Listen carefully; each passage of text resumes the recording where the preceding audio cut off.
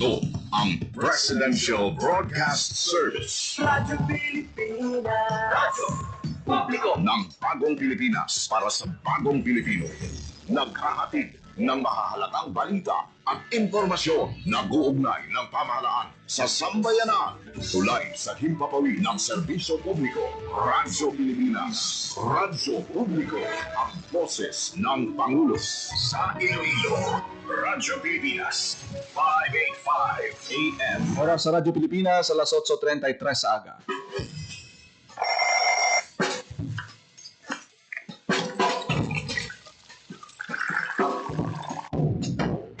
Aga sa Iloilo. Masapo. Magahod. Mapagsik.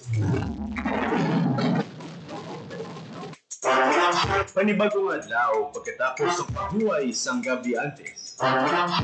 Bagong nga paglaom.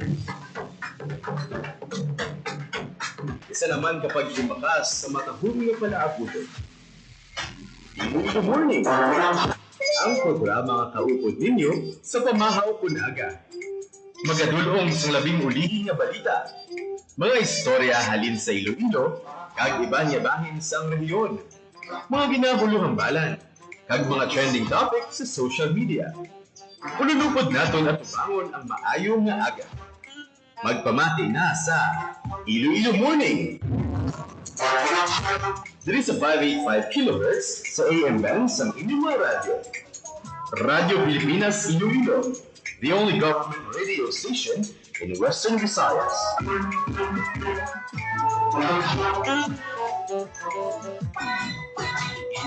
Ayong aga Pilipinas, good morning liwat Western Visayas.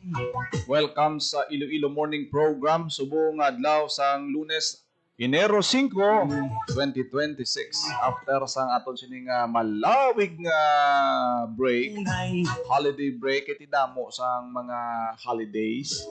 Hindi mapunggan, maghay-hay. Sako gid ang aton nga selebrasyon sang New Year sa naliligad ka semana. Subong Sa back to work kita ha. Sa mga estudyante, balik bulutuan ang aton siniya nga mga estudyante karon nga adlaw. Suno sa Department of Education, wala na sang extension ang bakasyon. Magluwas lang sa mga areas nga ginabaha dito sa may Capiz. Kung hindi kita magsala, banwas ang sigma. Tangod nga nagdulot sa mabaskog nga ulan. Ang shear line nga naton nga na-experiencehan, subong.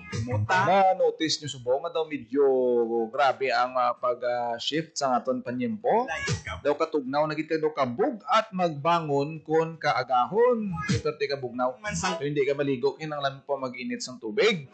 lang istar sa Pero sa aton sining mga kauturan, especially sa mga estudyante nga aga pa may klase, buti kinanglan nyo gid nga magbalik sa bulutuan ang mga assignments, ang mga uniforme na prepara na kagabi pa siguro udlak sa sa aton sining nga mga ginikanan ti excited man mo nga magbalik sa ila siniya nga mga klase ang aton nga mga bulutuan subong nga adlaw. Kaya wala man kita yasan daw dako nga weather disturbance, especially diri sa may Iloilo City kag sa probinsya sang Iloilo. Pero ang aton nga pag-asa nagapaandam gid sa mga epekto sang shear line balay. Basta wala lang na sa posible magdulot sang ulan. Ang aton nga cellphone gani bala naga-alert no, ginapadalan kita sang notification day. na in some areas sa Western Visayas posible ma-experiensyahan ang mabaskog nga pag-ulan. Nay. Ako sa Halong gid sa aton sini mga kauturan nga mga especially mga motorista tang nagabiyahe, naga-travel, naga-deliver sang goods, nagapamasahero. mata ko gamon. Halong gid dapat atubangon naton ang 2026 nga ano kita no, positive Por sila na. kagagaton nga mga prekosyon ang paghalong ara gid all the time. Hindi lang ini nga siling isa lang ka ang pahanumdom bala nga kung December halong kita all months. Yeah. Sa tanan nga adlaw halong gid kita. Sa piyak nga bahin sa syudad sang Iloilo, excited na bala kamo kay after sa aton celebration sang pagsugalaw sang bagong tuig, Pasko sa naligad nga semana, subong nagalook forward kita sa isa ka dako nga selebrasyon o kon okasyon diri sa may syudad sang Iloilo, ang ginabantayan nga Dinagyang Festival 2026. May mga pagbago sa pila ka mga venue no sang sining aton siniya nga Ati Tribe Contest kag subong man kasadyahan. Ay, From 4 judging areas, ari na lang ini sa duha ka mga judging areas subong iya nga tuig. ay, Tibot silingon ang aton mga tribo hindi na sila ayawan kalibot-libot sa apat ka mga judging areas previously nga amo ini ang practice sang tanan nga tribo. Pero subong may ara gid namang ini sang duha ka mga venue amo ang Iloilo Freedom Grandstand ngati amo gid na ang main venue sang aton nga Dinagyang Festival kagang isa mas malapad nga Iloilo Sports Complex. Amo na ang duha ka mga venue nga pwede ninyo mabisitahan, pwede ninyo makadtuan sa adlaw mismo sa aton kasadyahan festival kag sa Dinagyang Ati Tribe Contest. Hindi na apat tibot silingon mas damo nga tawo guro ni kay ti kung gin-lower down sa duha ka judging area ang Dinagyang naton nga festival. Butsilingon ti ang duha ka mga tawo sa una sa judging areas ngani matipon ini madugang ini sa attendance sa duha ka mga existing judging areas naton subong nga Dinagyang 2026. agutan ng kami. Bantayan naton kay sa nason nga semana mayara sang o kundi na magsala sa Friday or sa Sabado or Domingo may opening salbo nga pagahiwaton sa diin magapasundayag sa ginapatilaw nga performance ang mga magapasundayag nga tribo. Malapor sila na ang dugan ko in Dugay-dugay kuhaon taman ang mga pinakaulihing nga balita sa may city government sa City Hall may first flag ceremony subok mo. 2026 flag ceremony ano bilang mga announcement dito sa aton siniya nga lokal nga panguluhan. sa lustot lang. Waon taman dugay-dugay ang update nagikan kay Emero Santiago nga nag-attend sa first flag ceremony Hay, sa aton siniya nga Iloilo City Government. ay, Mga announcement karon ni Mayor Raisa Treñas bantayan naton. mamo sa akon nga tunay. Ako sa Sa iban pa naton nga talalupang doon nga mga balita na ano man iya nga gamay lang imbukada lang nga pagulan-ulan na ano gid na guba gining drainage daw sa may Iloilo Central Market. Ginapa-imbestigaran na sang Iloilo City Government ko inda. kaya nagpasalig ang tagdumalahan sang Iloilo Central Market nga ti kay uhon nila ini isettle nila ang mga damages ng tuga sa sining pagkaguba sang pinaka-tiles kag salog kay dito nagtrending tong paglalain gid sang isa sa mga nagapanag-iya sang establishmento kaysa paglupok o kung sa pagkaguba sang tiles pag-leak sang tubig sa drainage ng Iloilo Central Market nagkalabas sa iyang baligya. Inday, Di kung basa baligya mo, ano pa to karon ginansyahon mo? Paano mo pa na mapresyuhan? puno ang laway. Hindi Amo nag-isa nga ang mga pagtilaw bala mga kalamidad pag ulan-ulan nagatest gawak isa sa kalidad man sang pag-construct sang sining mga edifisyo naton pero ti kuan na no pamaagi na agud preparahan kay uhon paano pabaskugon gamot black nga hindi na maliwat ang ini nga insidente. Sana sa bantayan naton karon supat malapor kung sila. ano ang resulta sang investigation kay ang hambal diri sang Iloilo City Government nga mayara pa sang anong kabulan nga warranty ang Central Market bot silingon ari pa ini sa kustudiya sang kontraktor sa sulod sang 6 months kung ano dang magguba-guba kay uhon pa na nila no Ay galing sa ila siniya nga ikasampol kung ano ang mga nagkalaguba sa sinayang area. Hopefully ma-address ini gilayon kag mapangitaan sang masing naton long term nga solusyon nga hindi na iniluwat masulit paboti kon adto kag gitoy nagalabay-labay abi nagalupok ang drainage na basa katoy mo ting tubig daan sa drainage pa kit ano man ako nano bahigko.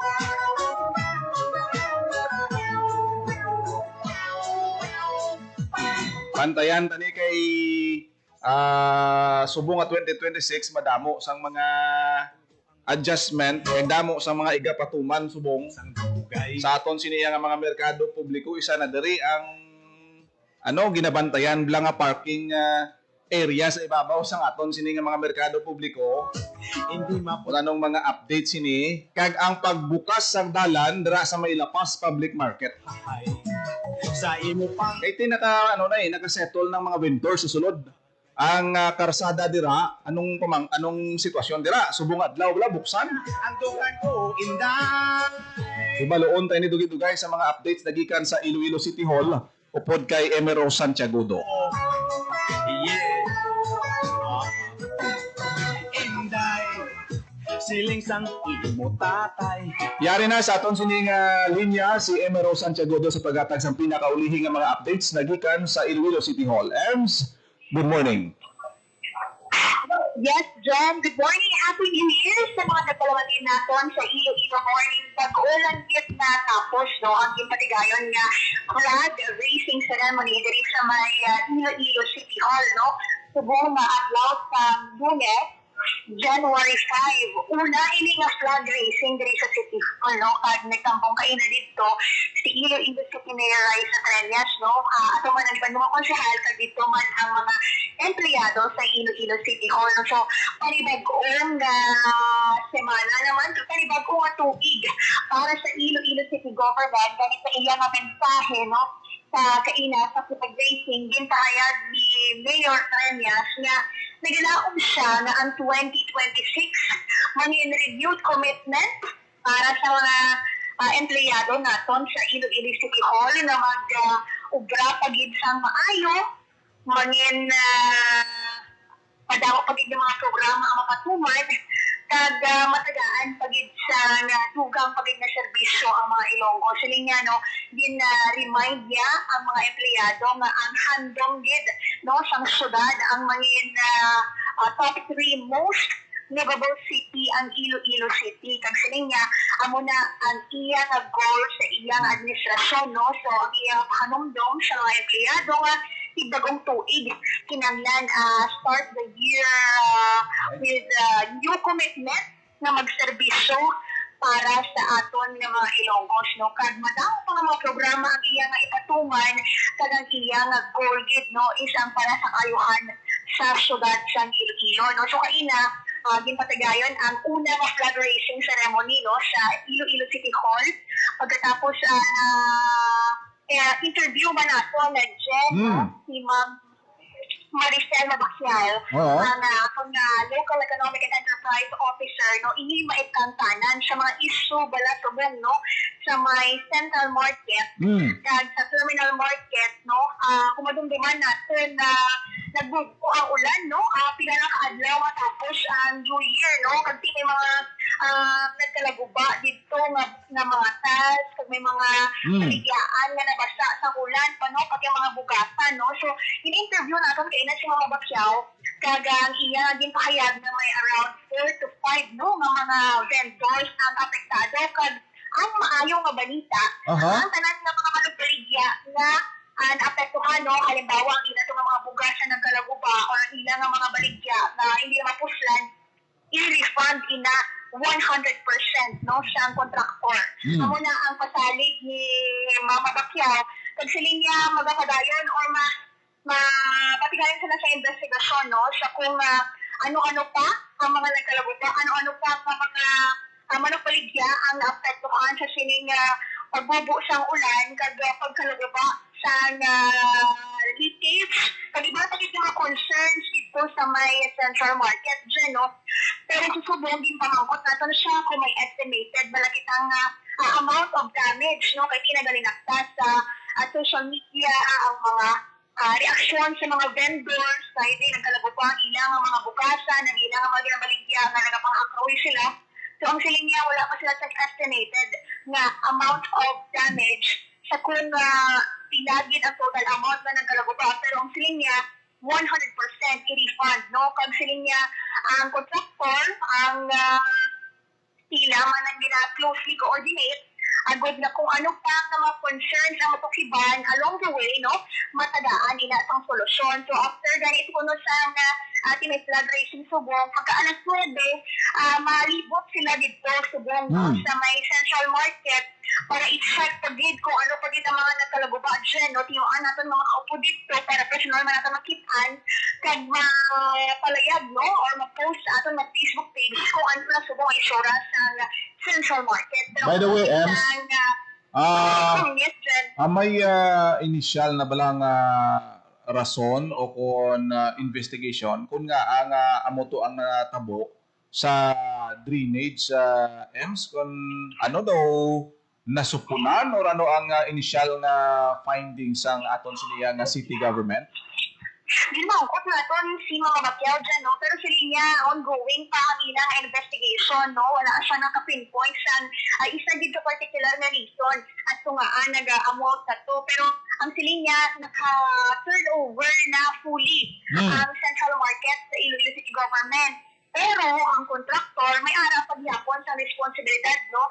Amo na ganyan sila niya na mas maayo naman naging buksan ang central market last year kag na umpisahan na operate para any concerns, no, na ma-observe sa Iloilo City Government makitaan kag masolusyonan sa gilayon, no, sa kontraktor. Pero sila niya magapadayon ng ilang investigation iti magalibot ganito na karon alas 9 sa aga para personal, no, makitaan kung ano dito ang sitwasyon na. Pero ang iya mapatalig na magapadayon ang ilang investigasyon, no.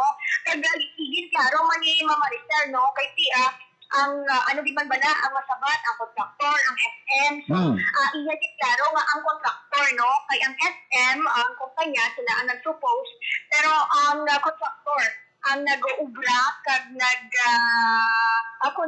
ng central market. So sila ang manabat as to kung ano ang mga concerns, as to kung ano ang mga nagkalugba dito sa may central market.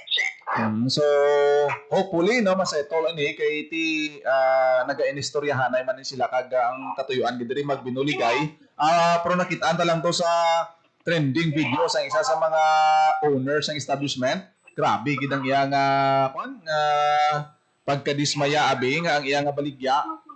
Nahalitan kag knowing nga ang drainage nagkalakakas gid ang tiles but silingon grabe gid nga pressure sang tubig ang hindi ma-accommodate sang ilang mga drainage dira kay balaan man naton kung ano ang sitwasyon sang pagbaha dira sa may central market once na magbuo ang pag-ulan na so hopefully mapaganagan ang balatyagon sang mga affected vendors kag tini assurance naman na to be settled 100% refund sa ila.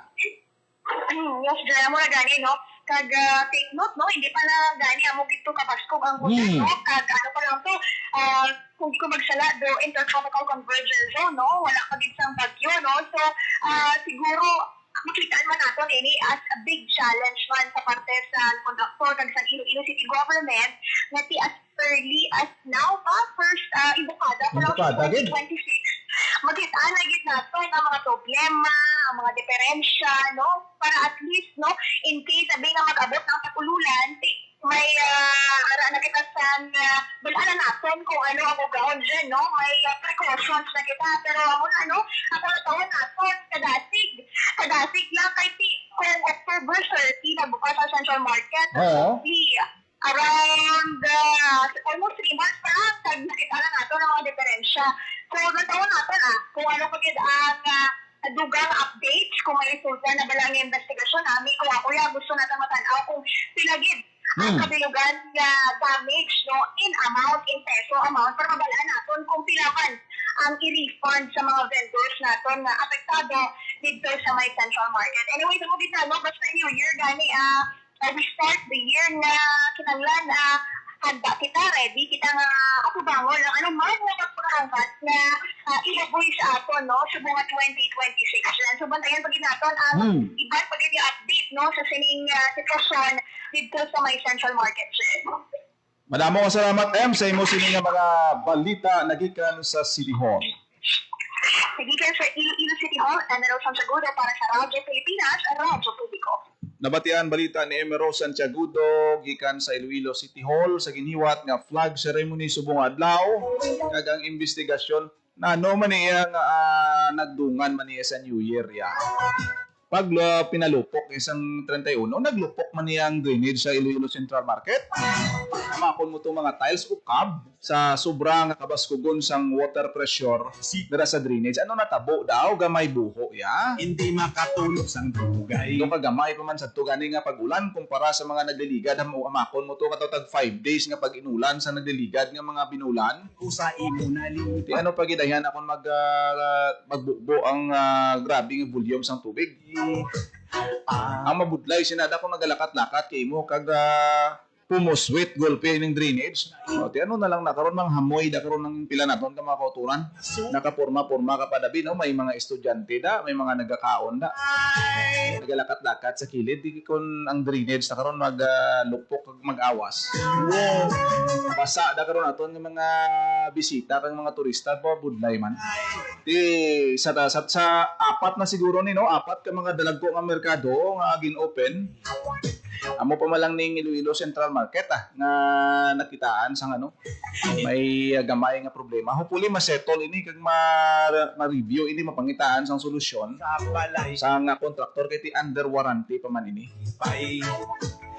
Iloilo Terminal Market, Haro Big Market, La Paz Public Market. Sa imo pang lakat. Mo nang bantayan naton kay sa subong ti all out ng operation sa sini nga mga merkado publiko naton mga bag-o ni tanan ha.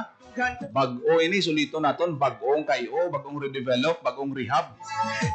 Ayo man nga matest sa mga panahon bala. Ano ang sitwasyon kung mainit ang syempo, kaya bala sang aircon, basiga pa mahulay da karon ng ilong sang ano sa aton vendors kag mga customer. Ang ventilation kumusta? Ti subong kay nagbubo ang ulan tungod sa shear line. Ano ang sitwasyon? Functional bala ang drainage, maka-accommodate bala ini sa dako nga volume sang tubig. Ano ang rason nga naglupok? Okay man lang tani kung naawas. Lain lang niya kay nakakas gid ang mga tiles. Tubot silingon, grabe nga pressure sang tubig sa dalom. Amo pa lang tuulan. Sa imo pang Amo na ang mga gina-anticipate naton nga mapangitaan sang pagpaathag sang kontraktor ang dugan ko. sa investigation nga pagahiwaton subong nga aga kay ti ma-meet up sila kuno subong Iloilo City Government SM agang aton siguro da nga mga engineers nga nagapatigayon sang inspeksyon sorbihon ining mga drainage plan da. Ano ang kadakoon, ano ang capacity sa pag-absorb sang tubig. Bantayan ta na nga makapagwa sila sang official nga pagpahayag kay hindi pa matubod kung ano ang rason sang paglupok. Kaya lang abi nga. Wala naman sang iba na ginatudlo kundi ang grabe nga pagbubo sang ulan. Ay di, Ay lang wala na ano ba na piska ng iban sang tiles. hindi makatulog sa bulgay. Budlay sa to kung maagsikan ka sa nawong ng hamoy ka. Dahil sa imo yung nga Oras sa Radyo Pilipinas, alas 8:55 na sa aga sa pagpangalagad sa programa Iloilo Morning. ay Wala na kita sa nabilin nga tiyempo diri sa aton siniya nga programa. Salamat gid sa mga nag-upload sa aton siniya nga FB Live ha. matatugam. Si Sir Sherwin Marco Iyaga tanaw sa aton siniya nga pagpangalagad.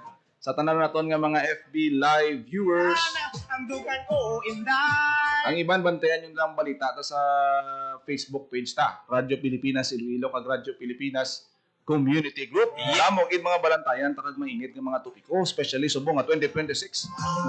Balantayan man karon ang natalana nga pagpirma ni President Ferdinand R. Marcos Jr. sang 6.7 trillion pesos nga budget sang aton siniyang gobyerno for 2026 kay any moment ipalayag naton nina no ang pagpirma sa aton siniya nga presidente sang budget naton for 2026 after nga ini ang gin plastar kagin tunan sa aton siniya nga kongreso.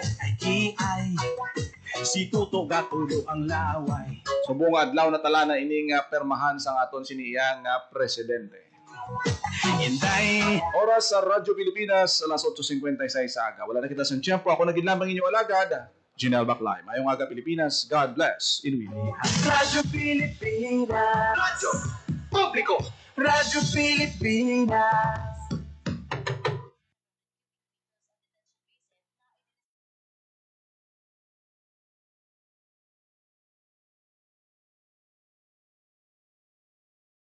Ang inyong tulay sa himpapawid ng serbisyo publiko, ang Presidential Broadcast Service, Radyo Pilipinas, Radyo Publiko. Radyo Pilipinas. Radyo Publiko. Kinilala ng pag-international at prestigyosong Asia Pacific Broadcasting Plus Awards 2025 para sa kategorya ng Government Streaming. Ito ay dahil sa epektibo nitong pagsasanib ng mga tradisyonal na media tulad ng telebisyon, radyo at print para masabayan ang mabilis na pag-inog ng mundo ng digital at social media tungo sa mas epektibong paghahatid ng mahahalaga at napapanahong mga impormasyon sa mamamayang Pilipino.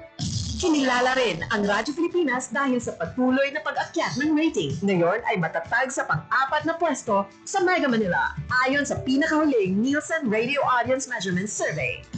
At sa social media, nakamit ang mahigit 2,000% pagtaas ng bilang ng mga sumusubaybay sa Radyo Pilipinas page sa unang bahagi ng 2025. Patunay ito na ang inyong Radyo Pilipinas Radyo Publiko ay tunay na kaagapay ng inyong pamahalaan sa paghahatid ng serbisyo sa mga mamamayang Pilipino. Mula sa aming lahat, sa ngalan ng inyong pamunuan at mga kawani ng Presidential Broadcast Service, kasama ang inyong mga himpilan ng Radyo Pilipinas sa buong kapuluan. Maraming salamat po sa inyong lahat, sa inyong pagtangkilik at pagkilala. Radyo Pilipinas. Radyo Publiko.